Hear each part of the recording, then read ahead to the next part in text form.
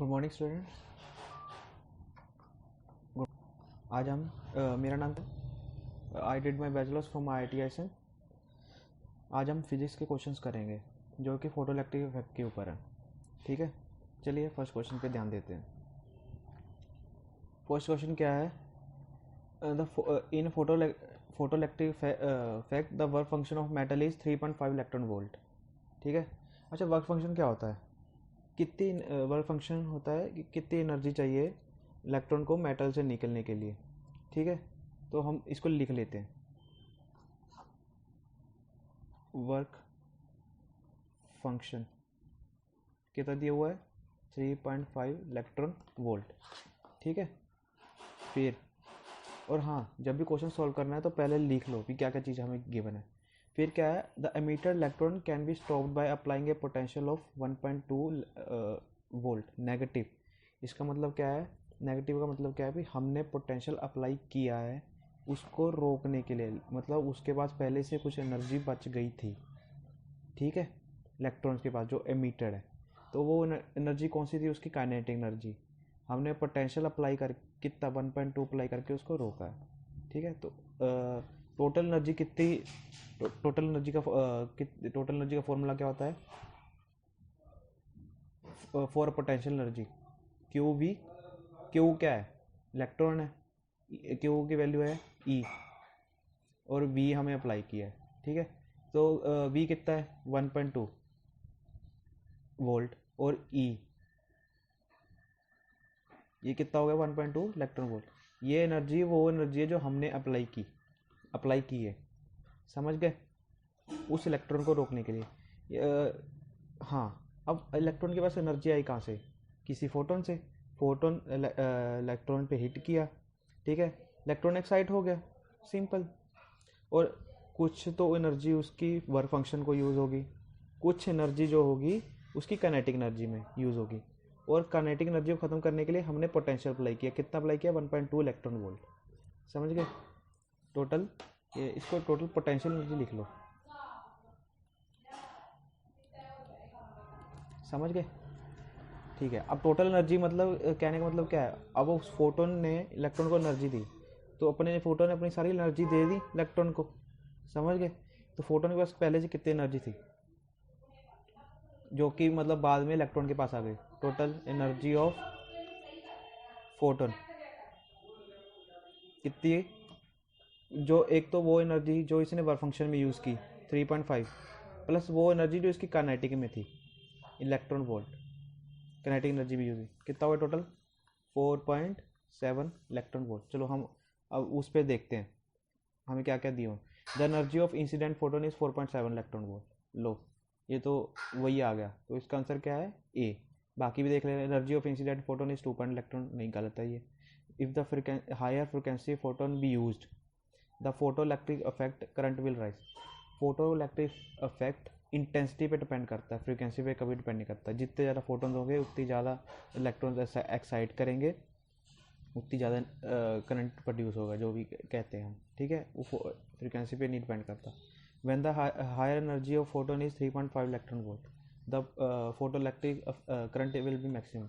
ये कैसे होगा? जब फोटोन की एनर्जी 3.5 इलेक्ट्रॉन वोल्ट है, वही एनर्जी उसकी वर्क फंक्शन में यूज़ होगी, क्योंकि वर्क फंक्शन भी 3.5 इलेक्ट्रॉन वोल्ट है। तो उसके पास कोई काइनेटिक एनर्जी है ही नहीं, वो आगे मूव करेगा ही नहीं, तो बस वो एनर्जी ले लेगा और एक्साइटेड स्टेट में अपना खड़ा अपने जीरो काइनेटिक एनर्जी के साथ रुका रहेगा वहाँ पे। तो करंट जब आगे मूव करेगा नहीं तो करंट कैसा? ठीक है, तो इसका आंसर ए है। चलिए सेकंड क्वेश्चन पे चलते हैं। सेकंड क्वेश्चन क्या है? The stopping potential V not versus frequency plot of a substance is shown in the figure. The threshold wavelength is. ठीक है, स्टॉपिंग पोटेंशियल क्या है? हमने पिछली बार किया था कि कितना पोटेंशियल अप्लाई करना पड़ेगा इलेक्ट्रॉन को रोकने के लिए। समझ गए? अब ध्यान से देखो इस ग्राफ को। इन्होंने क्या कहा है? जब फ्रीक्वेंसी कितनी है 5 × 10⁻14, तब स्टॉपिंग पोटेंशियल कितना है? 0। मतलब कोई एनर्जी यूज़ नहीं करनी पड़ी, कोई पोटेंशियल अप्लाई करना नहीं पड़ा। तो 5 पे 0 है, 5 के बाद इसकी वैल्यू बढ़नी शुरू हुई। इसका मतलब क्या है? 5 × 10⁻4 हर्ट्ज़ का जो फ्रिक्वेंसी का जो फोटोन आया और उस इलेक्ट्रॉन को हिट किया, इतनी एनर्जी उसकी सिर्फ वर्क फंक्शन में यूज़ हो गई। समझ गए? वो उसके पास काइनेटिक एनर्जी बची नहीं, इसलिए हमने यहाँ पे क्या स्टॉपिंग पोटेंशियल 0 है। उसके बाद स्टॉपिंग पोटेंशियल अप्लाई करना हमने शुरू किया है ताकि उस इलेक्ट्रॉन को रोक सके। समझ गए? ठीक है। अब ये है थ्रेशोल्ड फ्रीक्वेंसी। थ्रेशोल्ड फ्रीक्वेंसी क्या होती है? मिनिमम फ्रीक्वेंसी जिससे इलेक्ट्रॉन की एनर्जी वर्क फंक्शन के इक्वलेंट हो जाए। समझ गए? अगर थ्रेशोल्ड ये थ्रेशोल्ड फ्रीक्वेंसी है तो थ्रेशोल्ड वेवलेंथ निकालते हैं। ठीक है। हाँ, हम इसको रिलेट कैसे करते हैं फ्रीक्वेंसी और वेवलेंथ को? एक फॉर्मूला होता है C is equal to lambda nu. Nu क्या है? फ्रीक्वेंसी। लैम्डा क्या है? वेवलेंथ। ठीक है। थ्रेशोल्ड फ्रीक्वेंसी पे थ्रेशोल्ड वेवलेंथ क्या होगी? C क्या है? Speed of light. समझ गए? हाँ, तो इसकी वैल्यू क्या है? 3 × 10⁸ इज इक्वल टू लैम्डा हमने निकालना है। फिर ये म्यू थ्रेशोल्ड म्यू कितना है? 5 × 10⁻14। ठीक है, 5 × 10⁻14। समझ गए? अब इसको इधर ले जाते हैं। Lambda is equal to 8 5 × 10⁻14 -6.6। ठीक है, ये कितना हुआ है?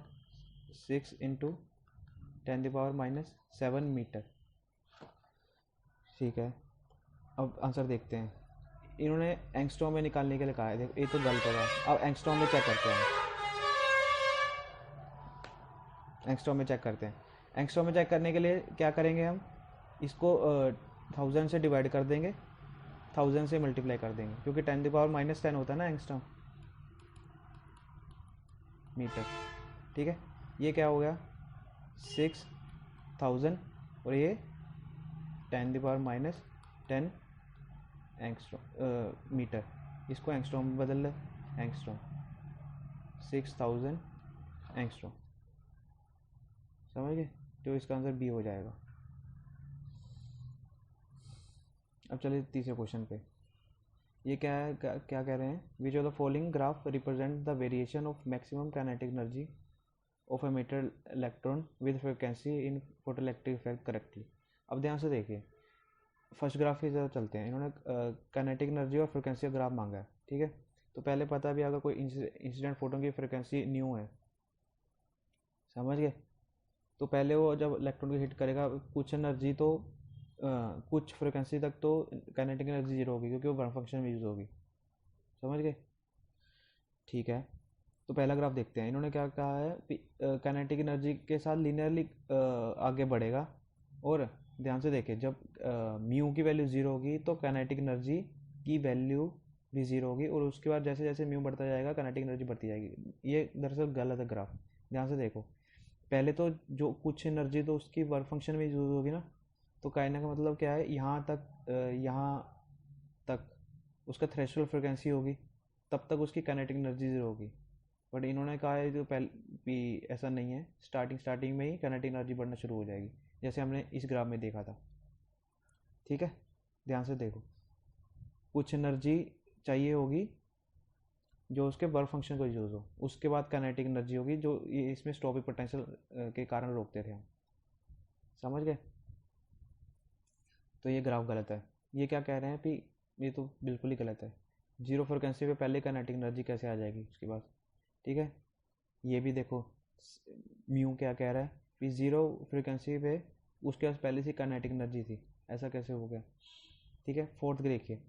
हाँ देखो, ये ग्राफ सही लग रहा है, क्योंकि कुछ पहले तो काइनेटिक एनर्जी 0 होगी कुछ म्यू तक। ये क्यों 0 होगी? ये एनर्जी उसके वर्क फंक्शन को यूज़ होगी ताकि वो पहले एक्साइट कर जाए। फिर जैसे जैसे म्यू बढ़ाते जाएंगे वैसे वैसे उसकी काइनेटिक एनर्जी बढ़ती जाएगी। समझ गए? तो इसका आंसर होगा डी। इसका आंसर क्या था? बी। फॉर्मूला याद रखना, ये वाला c is equal to mu lambda, और ये हमने देख भी लिया था। पहले वर्क फंक्शन में यूज होगी, फिर स्टॉपी पोटेंशियल अप्लाई करके हम उसको रोकेंगे, तो टोटल एनर्जी कितनी थी, 4, इन दोनों का प्लस हो जाएगा 4.7। Okay, thank you. मुझे लगता है आप समझ